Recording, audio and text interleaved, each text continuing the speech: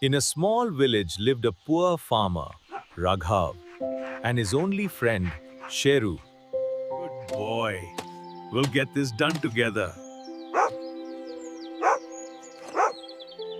Even when food was less, Raghav always shared his last roti.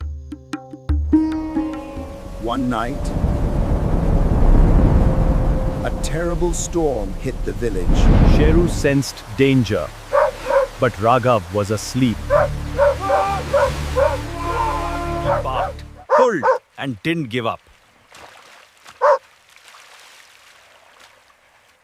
When Raghav woke up, water was rushing toward his home. They ran together and escaped just in time.